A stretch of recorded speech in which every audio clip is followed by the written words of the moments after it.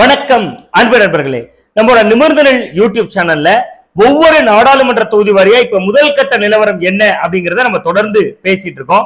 அந்த வரிசையில இன்னைக்கு நம்ம பார்க்க இருக்கக்கூடிய நாடாளுமன்ற தொகுதி தமிழக பாஜகவினுடைய தலைவர் அண்ணாமலை களமிறங்கக்கூடிய கோயம்புத்தூர் நாடாளுமன்ற தொகுதி. கோவை நாடாளுமன்ற தொகுதியுடைய இப்போதைய கள நிலவரம் என்ன அப்படிங்கறத பத்தி தான் இன்னைக்கு நம்ம இந்த வீடியோல பேசிருக்கோம். இது முதல் கட்ட சர்வே மட்டும்தான்.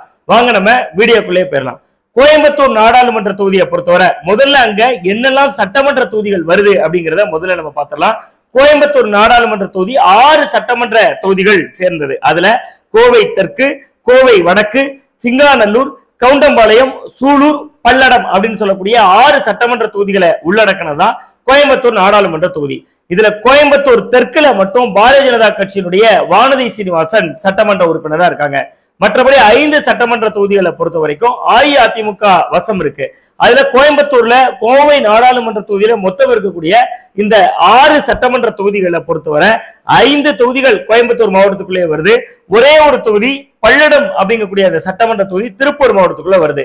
அங்கு கட்சிகளுடைய பலத்தை நம்ம பேசிட்டோம். அதாவது 6 சட்டமன்ற தொகுதிகள்ல ஒரே ஒரு தொகுதியில பாஜகவும் 5 சட்டமன்ற தொகுதிகள்ல அஇஅதிமுகவும் இருக்கு. அதிமுகவும் தங்களுக்கு சாதகமான தொகுதி அப்படின்னு நினைக்கக்கூடிய பட்டியல்ல இந்த தொகுதியும் வருது. அதே நேரத்துல பாஜக முகாமும் அண்ணாமலையே களமிறங்கி இருக்கிறதுனால நம்மளுக்கு ரொம்ப ஃபேவரா இருக்கும் அப்படின்னு நினைக்கக்கூடிய தொகுதியா இந்த தொகுதி இருக்கு.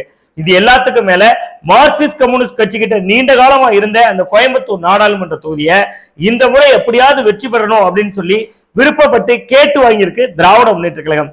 இப்படியான சூழல்ல இந்த தொகுதியில யாரெல்லாம் போட்டிடுறாங்க, யாரு வெற்றியோட விளிம்புல போறாங்க அப்படிங்கறத பத்தியும் நம்ம அடுத்து பேசலாம். திராவிட முன்னேற்ற கழகத்தினுடைய சார்பில் இங்கு வேட்பாளராக அறிவிக்கப்பட்டிருக்கிறவர் கணபதி ராஜ்குமார். இவர் யாரு அப்படின்னு பாத்தீங்கன்னா ஏற்கனவே அதிமுக பக்கம் இருந்து திமுகவுக்கு வந்தவர். அவர் அதிமுக இருக்கிறப்ப அங்க மேயராலாம் இருந்தவர். அப்படி பல பதவிகளை வகித்து வந்தவர் தான் கணபதி ராஜ்குமார். இவரு அமைச்சராக இருந்து இப்ப பதவி இழந்திருக்கக்கூடிய, இன்னும் சொல்ல போனா சிறையில இருக்கக்கூடிய, அமலாக்கத்துறை விசாரணை வலயத்துல இருக்கக்கூடிய செந்தில் பாலாஜி அவருக்கு ரொம்ப நெருக்கமானவர். செந்தில் பாலாஜி மூலமா தான் இவரு திராவிட முன்னேற்ற கழகம் பக்கமே நகர்ந்து வந்தாரு. அவர் தான் இங்க வேட்பாளரா அறிவிச்சிருக்கு திராவிட முன்னேற்ற கழகம். அண்ணா திராவிட முன்னேற்ற கழகத்தை பொறுத்தவரை ராமச்சந்திரன் அப்படிங்கக்கூடிய ஒரு வேட்பாளரா அறிவிக்கப்பட்டிருக்காரு. இவரும் ஒரு யங்ஸ்டரும் கூட. இவருடைய அப்பா முன்னாள் சட்டமன்ற உறுப்பினராக இருந்த கோவிந்தராஜன், அவர் பழைய சட்டமன்ற உறுப்பினரா அஇஅதிமுக இருந்தவர். அவருடைய மகனான ராமச்சந்திரன் இங்க களமிறக்கப்பட்டிருக்கார்.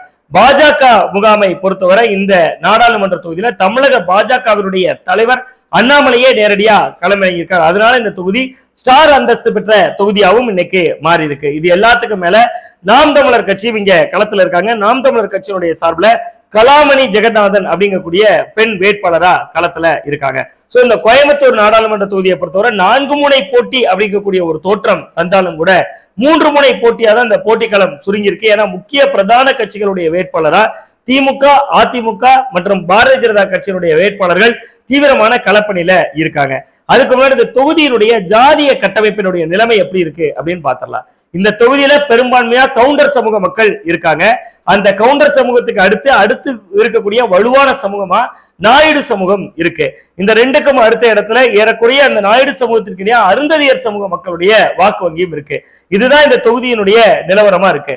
இப்படிப்பட்ட சூழல்ல திராவிட முன்னேற்ற கழகமும் அதே மாதிரி பாரதிய ஜனதா கட்சியினுடைய அண்ணாமலையும் கவுண்டர் சமூகத்தை சேர்ந்தவர்கள். தொகுதிக்குள்ள வலுவாக இருக்கிறது கவுண்டர் சமூகம். அதே நேரத்தில் இவர்கள் 2 பேருமே கவுண்டர் சமூகத்தை சேர்ந்தவர்கள். அஇஅதிமுகவை பொறுத்தவரை இந்த தொகுதிக்குள்ள நாயுடு சமூகத்தை சேர்ந்தவரை களத்துல இறக்கியிருக்கு. ராமச்சந்திரன் நாயுடு சமூகத்தை சேர்ந்தவர். நாயுடு சமூகத்துக்கு சற்று ஏறக்கூடிய ஒரு 18% ஓட்டு இருக்கு. அதிமுக என்ன தைரியத்துல நாயுடு சமூகத்தை களமிறக்கிருக்குன்னா அது சற்று ஏறக்கூடிய ஒரு 2 லட்சம் வாக்கள் நாயுடு சமூக வாக்கள் இருக்கு. அந்த வாக்குகள் அப்படியே தங்கள் பக்கம் திரும்பவும் நாயுடு வேட்பாளராக விட்டுருக்கனால பிரதான கட்சிகளான திமுகவும் பாரதிய ஜனதா கட்சியும் கவுண்டர் சமூகத்தை சேர்ந்தவர்களை வேட்பாளராக விட்டுருக்கிறதுனால கவுண்டர் சமூக ஓட்டுகள் சிதறும். கவுண்டர் சமூக ஓட்டுகள் அதிமுகவுக்கு நிச்சயமா கிடைக்கும். ஏன்னா அந்த கட்சியினுடைய பொதுச் செயலாளர் இருக்கக்கூடிய எடப்பாடி பழனிசாமியை கவுண்டர் சமூகத்தை சேர்ந்தவர். சோ அவரை அங்க உள்ளூர்ல இருக்கக்கூடிய கவுண்டர்கள் கைவிட மாட்டாங்க. அதனால கவுண்டர் சமூக ஓட்டுகளும் அதிமுகவுக்கு கணிசமா கிடைக்கும்.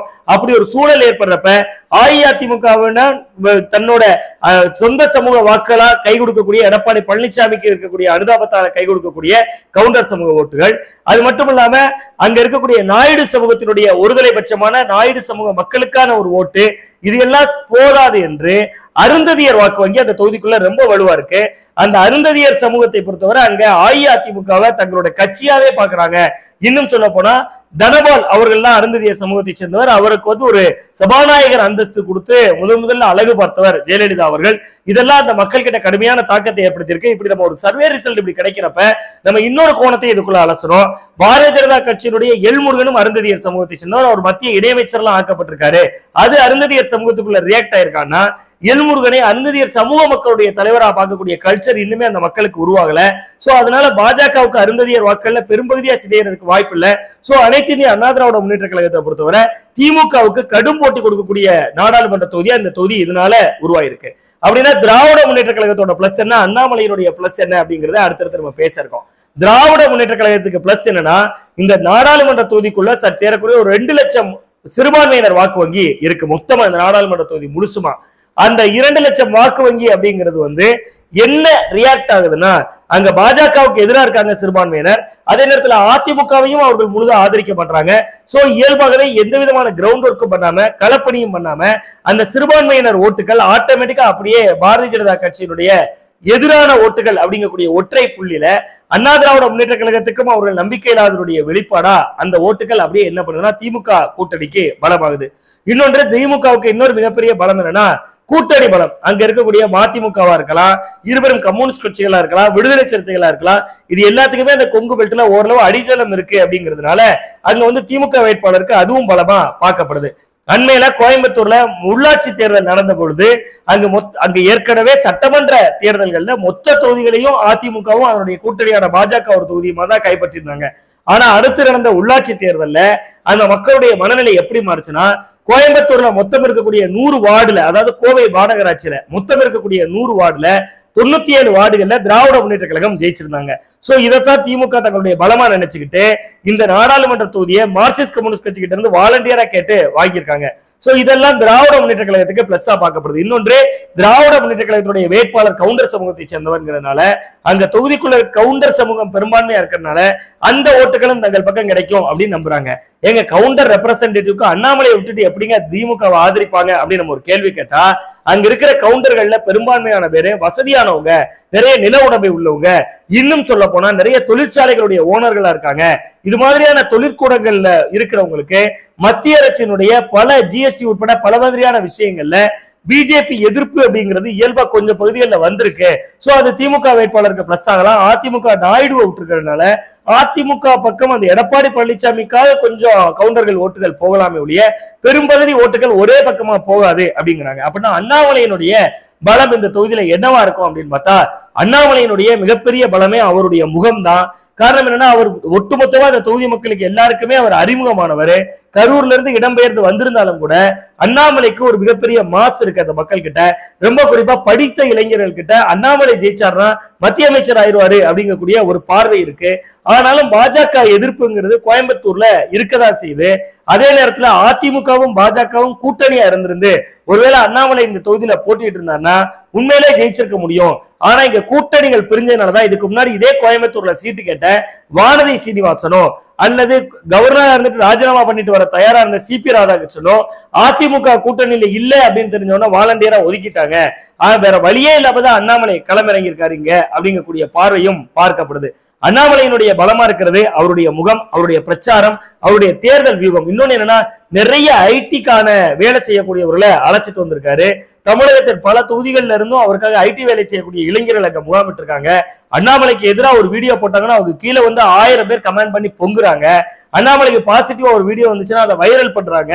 இது மாதிரியான சமூக வலைதள பலமும் அண்ணாமலைக்கு ரொம்ப பெருசாக கை கொடுக்கும் அப்படிங்கிறது பார்க்கப்படுது.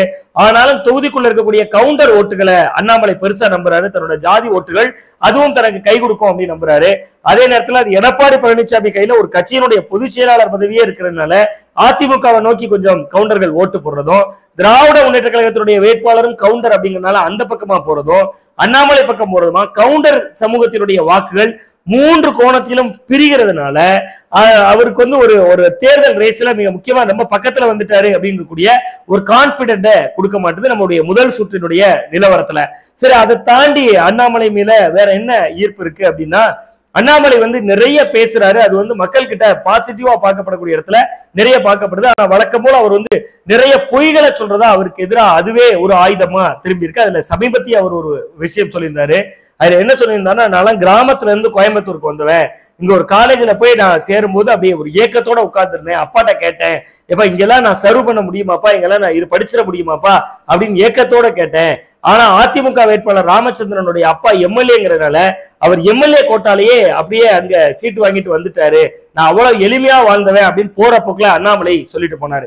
ஆனா அதிமுகவுடைய வேட்பாளர் அதுக்கு ஒரு பதிலடி கொடுத்திருந்தாரு, பிரஸ் மீட் கூட வச்சிருந்தாரு. அதிமுக வேட்பாளர் ராமச்சந்திரனுடைய அப்பா அந்த எம்எல்ஏ அவருடைய மகன் ராமச்சந்திரன் 11 வயது இருக்கிறப்பயே உடல் உபாதைகளால பாதிக்கப்பட்டு இறந்து போயிட்டார். அப்ப அந்த ராமச்சந்திரனுக்கு வெறும் 11 வயசு. எனக்கு 11 வயசு தான் ஆகுது, எங்க அப்பாவோட எம்எல்ஏ கோட்டால நான் வந்து காலேஜுக்குள்ள போயிட்டேன்னு அண்ணாமலை பேசுறாருன்னு பதில் பேட்டியே கொடுத்திருந்தார். இது எல்லாத்துக்கும் மேல அவருடைய அப்பாவுக்கு இறப்புக்கு ஈமச்சடங்கு செய்யறதுக்கு வழி இல்லாம தன்னோட வீட்டு கார வித்ததையும் அவர் உருக்கமா பதிவு பண்ணியிருக்காரு. இந்த மாதிரி அண்ணாமலை பேசக்கூடிய பேட்டிகள் பேச்சுக்கள் எல்லாமே ஒரு பக்கத்துல அவரை ப்ரமோட் பண்ணாலும் கூட இன்னொரு பக்கத்துல அவருடைய வசைபாடல்களால எதிர்முகாம் கொஞ்சம் வலுப்பெற்று வருதையும் நம்ம பார்க்க வேண்டியிருக்கு. இப்போதைய முதல் கட்ட நம்முடைய சர்வேயின்படி கூட்டணி பலத்தால திமுக சற்றே ரேஸ்ல முன்னோக்கி போகுது. இரண்டாவது இடத்தை நோக்கி அதிமுகவும் முன்னகர்ந்து போயிட்டு இருக்கு. இன்னைக்கு இருக்கக்கூடிய இந்த நிலவரம் தான் நம்ம பேசுறோம். இன்னும் ஒரு வாரத்திலயோ 4 நாள்லயோ 3 நாள்லயோ களச்சூழல் மாறலாம், அண்ணாமலைக்கான கிரவுண்ட் இன்னுமே கூட வலுப்பெறலாம். இன்றைக்கு இருக்கக்கூடிய காலகட்டத்துல இரண்டாவது இடத்திற்கு தான் அதிமுகவும் பாஜகவும் அங்க முட்டி மோதுறாங்க. இன்னும் சொல்ல போனா பாஜகவினுடைய மூத்த நிர்வாகிகளே இங்க நம்ம அதிமுகவோட கூட ஓட்டு வாங்கி காட்டிடணும், நம்மளோட வாக்கு சதவீதத்தை கூட்டிடணும் அப்படிங்கக்கூடிய ஒற்றை புள்ளியில தான் இந்த தொகுதிக்குள்ள தேர்தல் வேலை பார்க்கிறதா நமக்கும் தகவல்கள் கிடைக்கிறது. அந்த வகையில பார்த்தா அதிமுக திராவிட முன்னேற்ற கழகம் இரண்டுக்கும் இடையில தான் இங்க இன்றைக்கு சூழல்ல ரேஸ் உச்சத்துல இருக்கு. இது எல்லாத்துக்கும் மேல அண்ணாமலைக்கு இருக்கக்கூடிய அந்த ஒரு பரிச்சயமான அந்த முகம், அவர் பேசக்கூடிய வசீகரமா இருக்கக்கூடிய வார்த்தைகள், இதெல்லாம் ஈர்க்கக்கூடிய பட்சத்துல 3 முனை போட்டியில எந்த நேரத்திலும் அண்ணாமலை தன்னுடைய ரேஸ்ல இருந்து கொஞ்சம் முந்தியும் போலாம். ஆனா இப்போதைய கள நிலவரம் இப்படித்தான் இருக்கிறது என்கிற தகவலோடு மீண்டும் நல்ல ஒரு அரசியல் அப்டேட்டோடு உங்களை சந்திக்கின்றேன். நான் உங்கள் சுவாமிநாதன், ஊடகவியலாளர்.